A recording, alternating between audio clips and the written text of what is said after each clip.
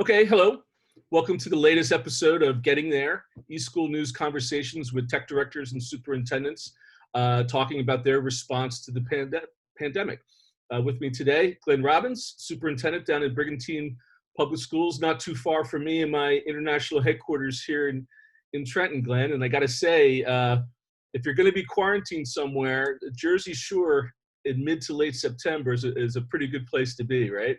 It's a gorgeous place to be right now, and I'm Yeah. rather fortunate where I am. Yeah. Although you're probably a little busy.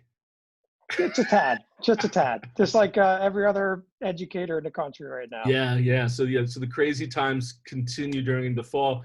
I started these conversations in the spring with kind of the hope that it all be over. The conversations were all kind of, well, hopefully we'll be back to normal in September. Obviously, we're not. You're in a remote setup. Maybe if we start off by just kind of telling us a little bit about your community and about your district. And I know that you're new there, but you're a South Jersey guy, so you've been in that area, right? Yeah, so unique circumstances. I started here in February, and then the Huh. whole world shut down in the middle of March. So, with that being said, I had to quickly start running and gunning to get to know everybody. And, worked really hard to bring the entire community together as one when we had this whole uh, steamroller coming downhill at us at the beginning of March. We didn't know what it was going to look like, how long we'd be out for.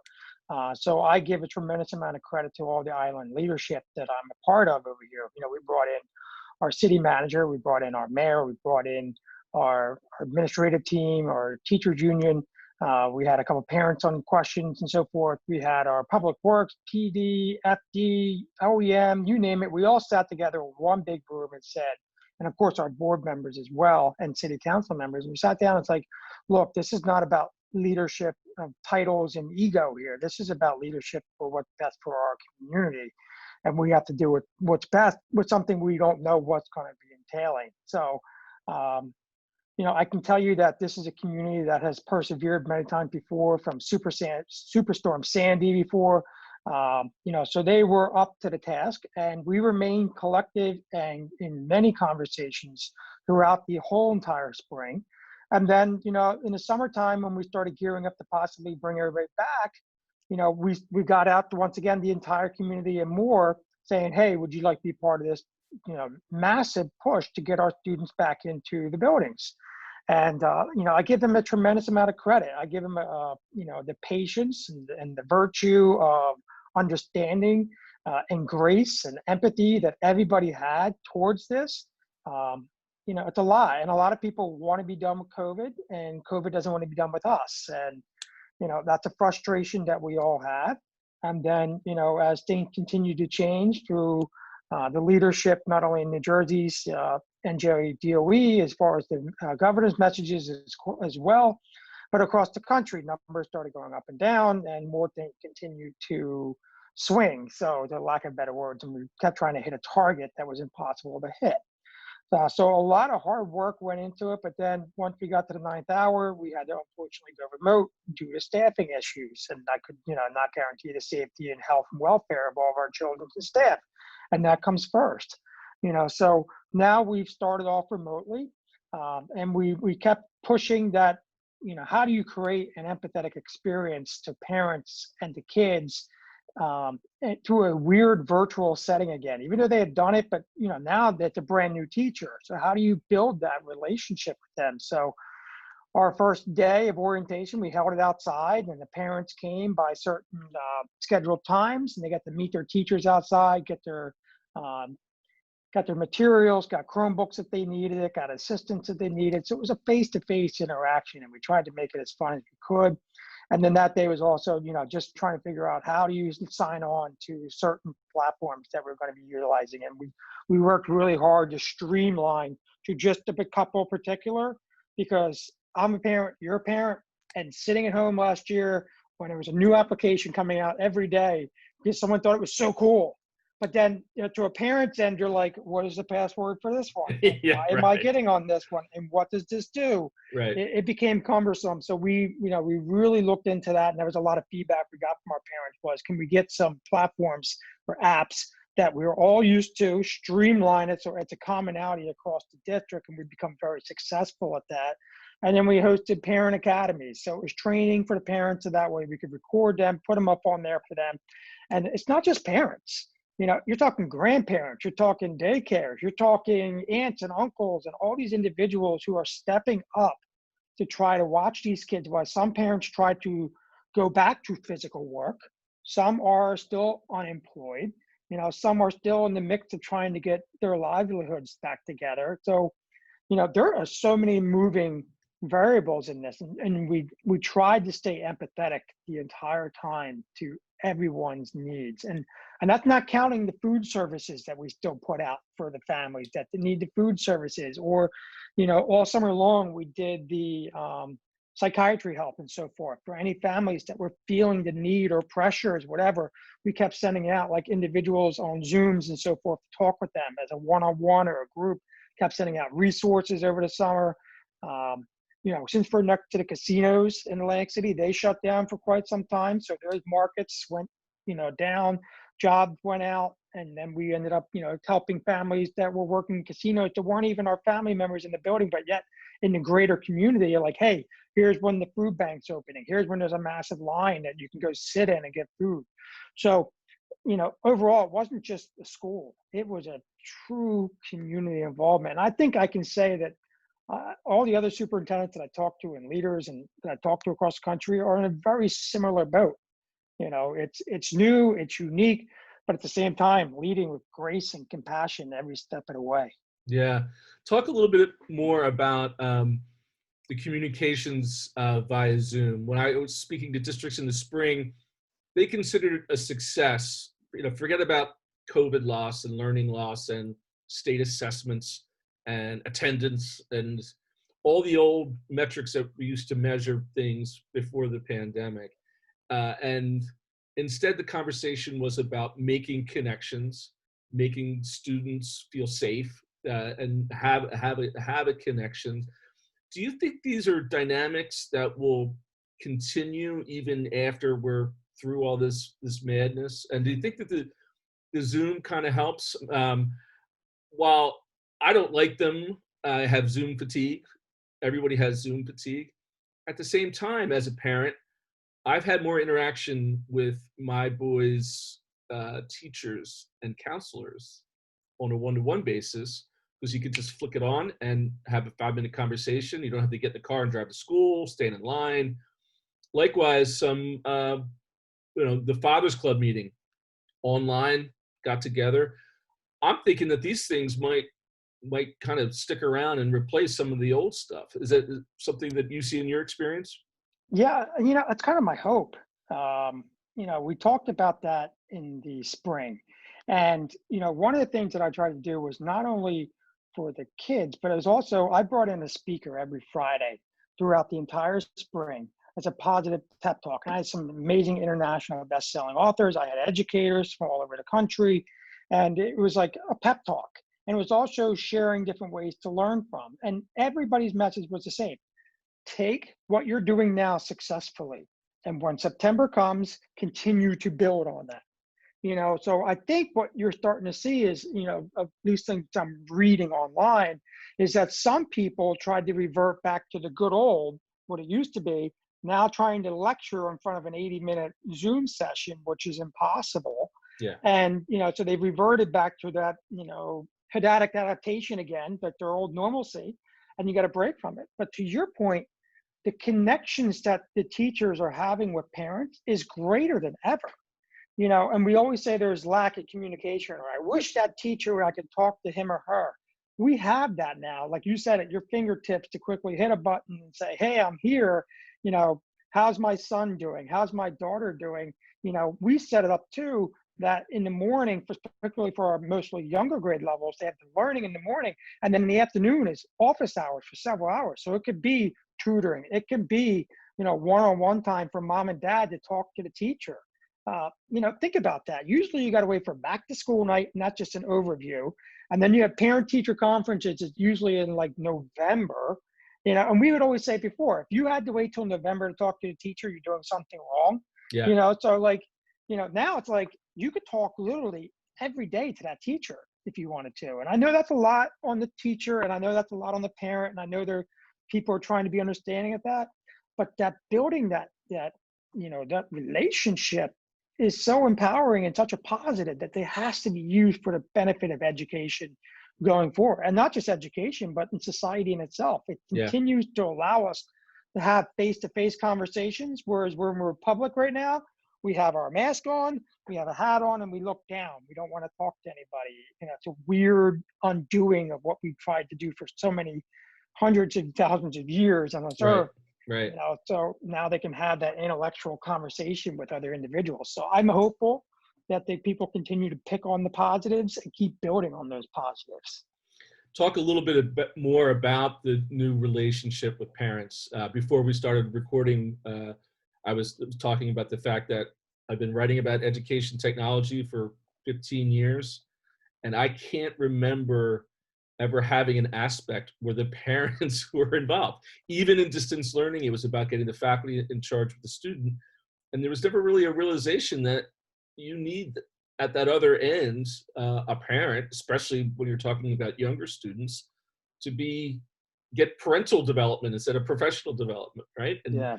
other sort of Yeah. aspects like that. What's your experience been like that during this transformation? So I can talk to that as an educator, and I can talk to that as a father. Yeah. When I was remote last year until the governor eased up on his orders to start going back into the buildings, I was almost like the tech IT guy in my house. My wife was the teaching assistant for my son, who was in second grade at the time, but I was the IT specialist. And when she couldn't get on a certain application or a certain password or things were blocked, I would have to come in like an IT guy in the building and try to help her out with that. Yeah.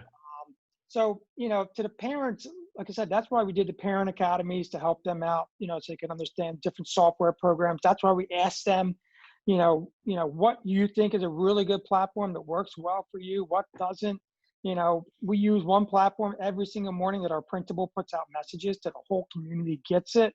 We have social media as well. We're not going to shy away from that, but now we have a platform directly into them. They get the notification on the phone and they get their morning announcements of what's going on. They get, hey, there's a teen club at this time in the afternoon online if you want to jump on. Hey, there's our therapists, our social workers, these are on at this times and so forth. Hey, we're starting running club outside now. If you want to come back to the building or in sports, like a intermediate / sandlot style. So it's a lot of conversation. It's a lot of understanding, again, to the parents, and trying to look at it from the lens that they are. Like I've always been big on design thinking. So empathy is always first. So we had to look at it from the lens of a parent. All right, so if you're working, how is your kid getting on? So are we providing this support of technology, hardware, to them, where we have to work with them to make sure they have internet connection on the island and anywhere in this world. So, I applaud the parents for getting involved. And I also applaud the parents that, also say, hey, you are the professionals, help guide us through this. And we say at the same time, well, look, I need your help too. And that was the beauty of it. Some of our staff members last year, when this started all coming to fruition, some of our staff members were being trained by parents on how to use certain applications. Interesting. So which was pretty cool because now the relationship is even building up even more. Yeah. So, the communication is needed. It needs to be continuous because, as one famous author likes to say, where there's no communication, there's a void, and where that void is where negativity starts to fill. Yeah. So, it's a giant stakeholder of many. And it's not just the parents, it's the kids too. The kids help guide those parents, and the kids can say to mom and dad, hey, you don't have to breathe over my shoulder. I got this. Yeah. I got this. I can do this part. And that's Yeah. hard for some parents too. I Sure. found myself guilty at that times, and my wife, we'd be like leaning over Henry's shoulder. And then I looked at her and she was a special ed teacher before she stayed home, a stay-at-home mom. And I said, did you ever stand over a kid's shoulder the whole time in a class? She goes, no. And I looked at her, I said, neither did I in history. I was like, that's my point. You gotta allow these kids to have some freedom and independence. They can do it in front of devices, It's it's been amazing watching my own kids and in the coverage of this is that their resilience in all of this and their ability to step up and not only use the technology but kind of begin to create their own dynamics and especially with the younger kids, I mean, just so many funny instances of like, "Mom, I'm in a Zoom," right? A first grader, like, and get it together, and it does become, not that it's going to continue to be normal, but I think for them, it's going to be a new kind of platform, a level for them to communicate. Which again, I'm always desperately looking for positives in these conversations, and Yeah, that's definitely yeah. one. But let And me then ask you, think about that too with the parents real fast. Something funny that every teacher has seen, like, hey, here's my dog, or hey, here's my bowl of yes. cereal I'm eating, or hey, here my son loves it. He brings my newborn daughter into it. It's like, hey, here's my baby sister. So to think of those relationships the teachers wouldn't have seen before, have heard before without Yes. this type of technology. And at the same time, the parent can say, hey, wait a minute, give me that dog back or give me the kid back. Yeah. You get back to learning. So yeah, I didn't Well, let mean to me cut ask you you off, but again, it's like kind of cool. as a superintendent, talk about the dynamics with the faculty who are also parents and who are also traumatized and who are also listening to the governor say one thing one day and something else the next. Although I will give empathy to Governor Murphy. He's in a tough. We're all in a tough spot, right? So we're all kind of flying blind here. Um, Yeah. but talk a little bit about how maybe over the summer that you were able to recharge or re-energize or get the faculty together in a place where they can actually try to teach the kids.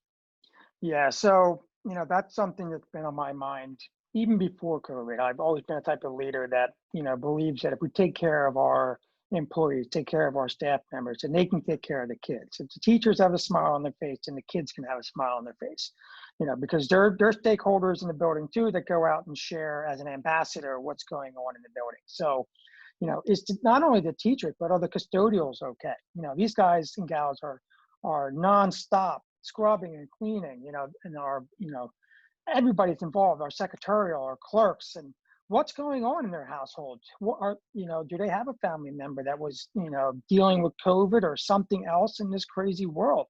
So, one of the things I did too during the whole shutdown in the spring was called all my staff members. Remember, I was still new at that time, and calling them saying, hey, here's my personal cell phone number.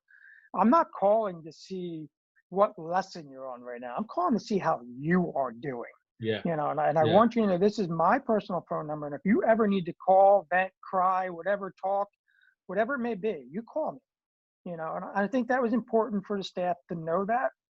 The administrative team, I was able to, we met every week, and I took it a step further by researching as much as I could successful teams that were remote and what strategies they had used for years. I tried to incorporate some of those exercises, to be, fun in a way, sure. but yet productive and efficient of being mindful of everybody's time because we had so many different Zooms to get on and phone calls to get on.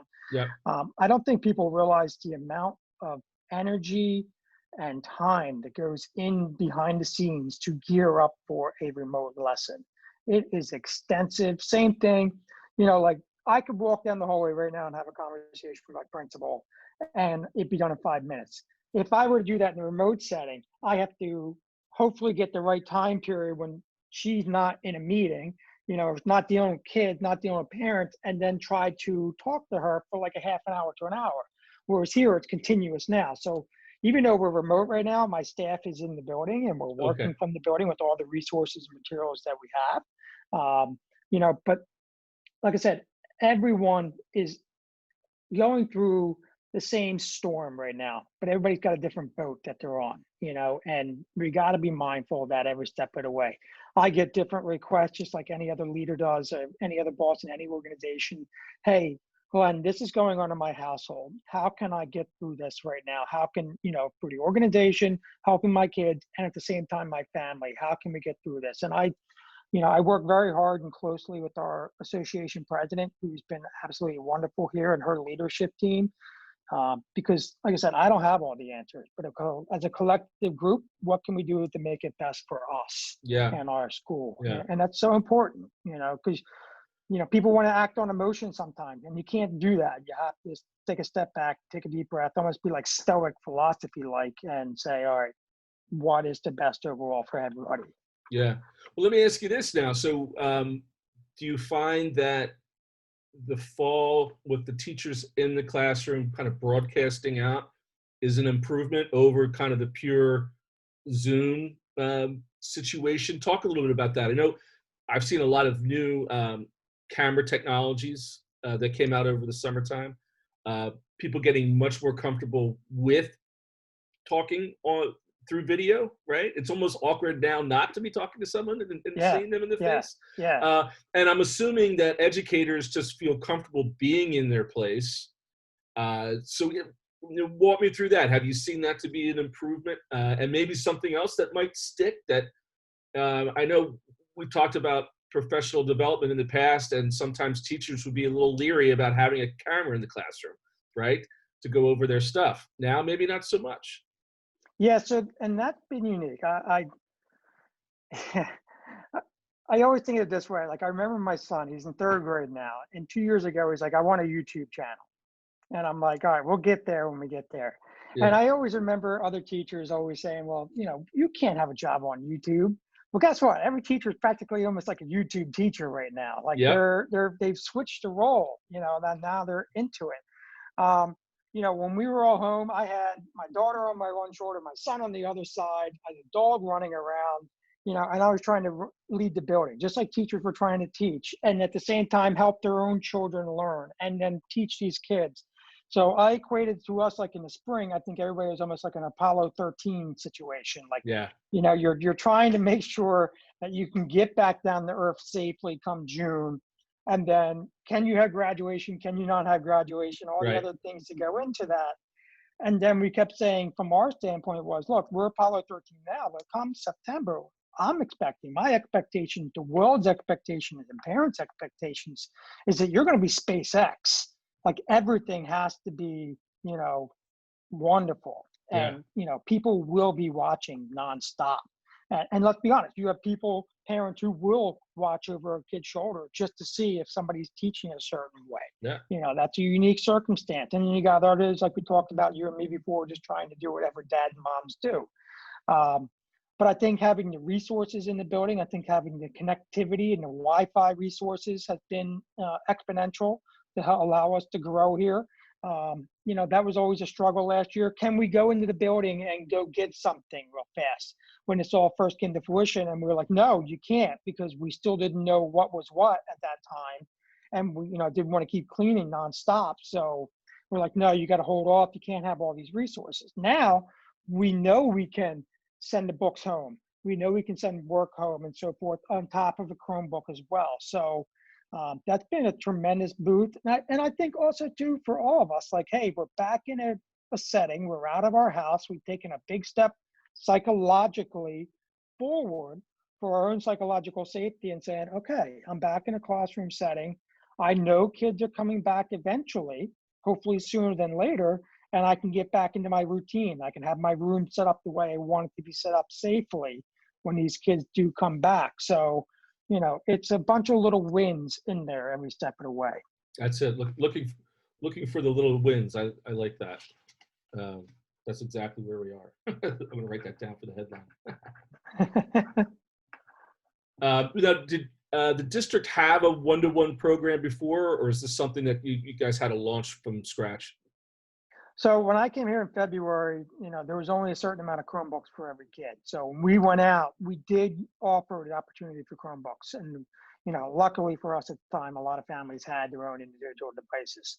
However, in, I want to say April, May, as an administrative team, we started talking about what was going on now and what does the world look like ahead. So, we utilized changed a lot of the budget around and went out and bought Chromebooks for every kid.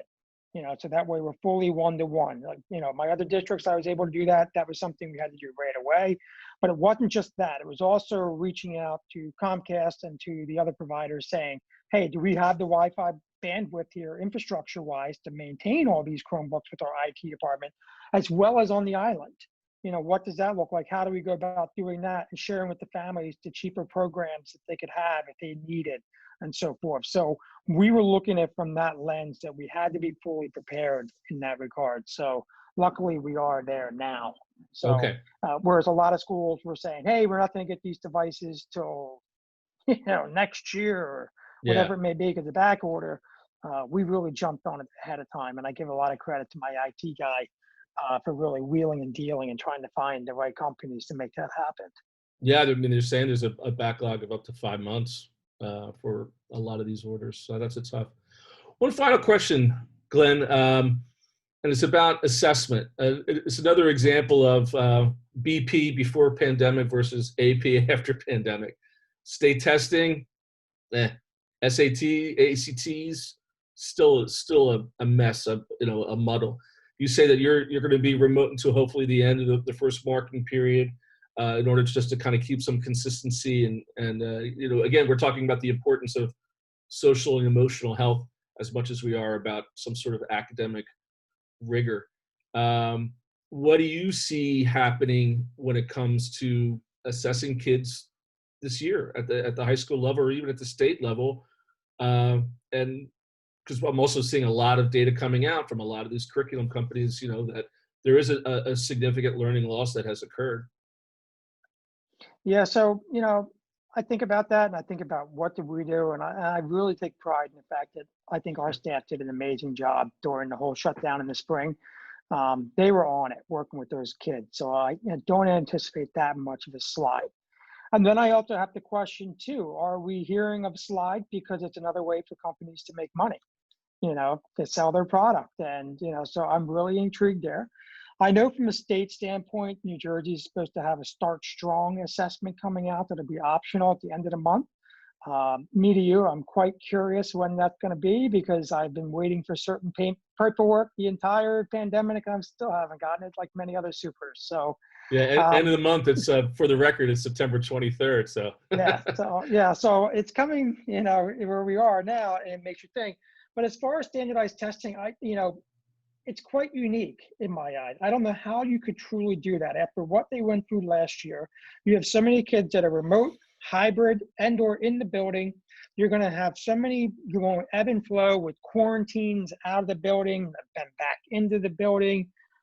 I understand assessments. I think we did an incredible job, and I think a lot of educators did an incredible job with assessing in particular ways once they knew that the state testing was off their shoulders. It was almost like you got to teach again, to really engage into not just paperwork, but to projects and into, different forms of assessment to prove your knowledge.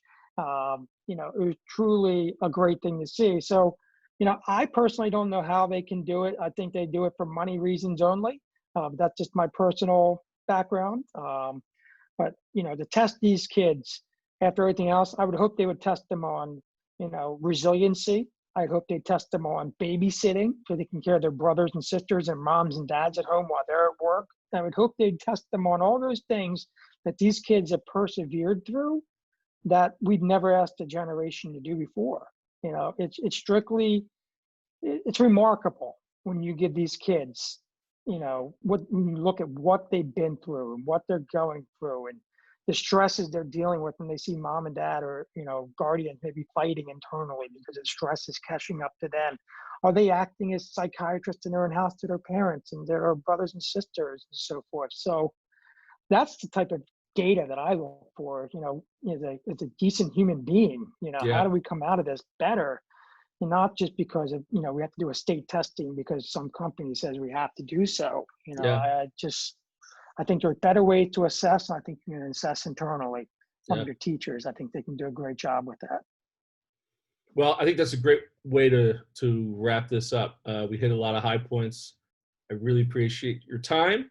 I'm really glad to hear that Brigantine is staying strong down there. Once those casinos get up, maybe I'll come down and have a socially distant cocktail with you. Sounds good. Door's always open, my friend. All right, Glenn. Thank you. Thank you.